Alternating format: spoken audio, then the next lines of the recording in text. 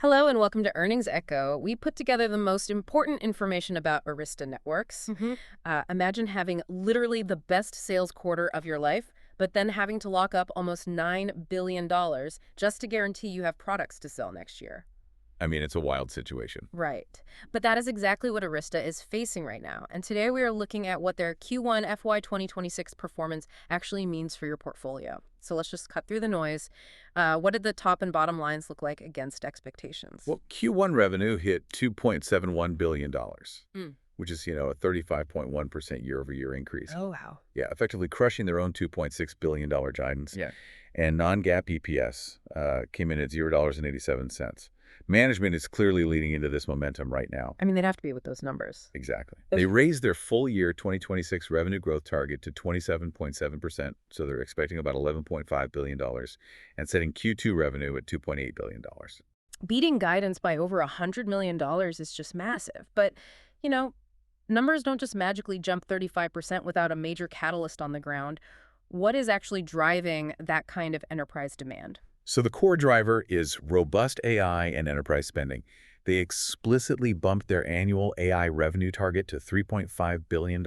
Yeah. And operationally, they are winning with networking innovation tailored specifically for dense AI clusters. Right, like those new extended pluggable optics they mentioned, the XPO. Yeah, the XPO modules. These liquid-cooled modules deliver a record-breaking 12.8 terabits per pluggable module. And those XPO modules matter so much because in AI clusters, heat and physical space are basically your absolute biggest enemies. So by liquid cooling these specific modules, they aren't just reducing rack space by up to 75%.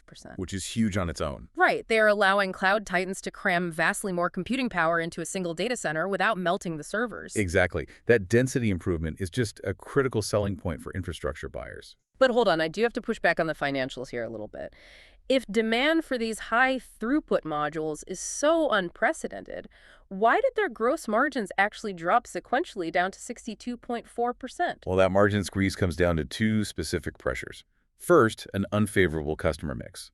They are seeing a higher concentration of sales to large cloud titans. And those guys historically negotiate lower margin accretion. Yeah, exactly. Second is surging supply chain costs. Arista is paying heavy premiums to secure memory and silicon. Just to ensure supply continuity for those exact clients. Right. Which brings us to the tone on the earnings call. Management called current demand the best they've ever seen. Yet the supply bottleneck is brutal. I mean, citing 52-week lead times and massive wafer shortages. Yeah, and they are dealing with $8.9 billion in purchase commitments.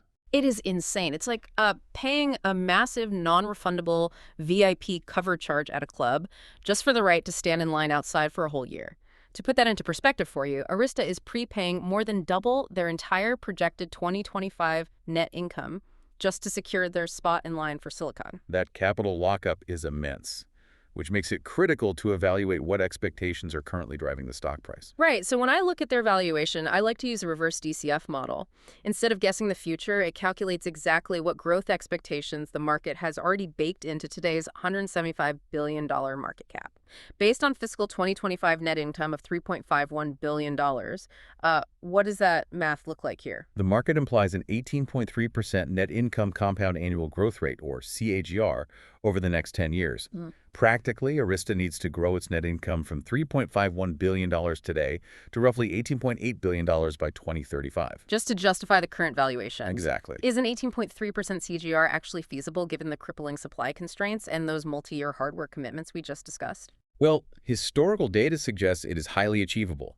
From FY 2022 to 2025, their net income CAGR was 33.1%. Oh, wow. Okay. Right? Naturally, deceleration is expected as a company crosses the $9 billion revenue mark, but the implied 18.3% rate is entirely realistic if certain conditions hold. Like what specifically? AI Ethernet networking must sustain 40% plus growth, and Arista's operating margins must stay stable above 46%. Got it. So it shows the current valuation prices in solid compounding growth rather than, explosive, unrealistic fantasies. Yeah, it's a very grounded expectation. To summarize the core echo for you today, Arista is a quality compounder successfully defending its Ethernet stronghold in the AI sector, but it faces severe multi-year hardware bottlenecks, which leaves us with a critical variable for you to monitor.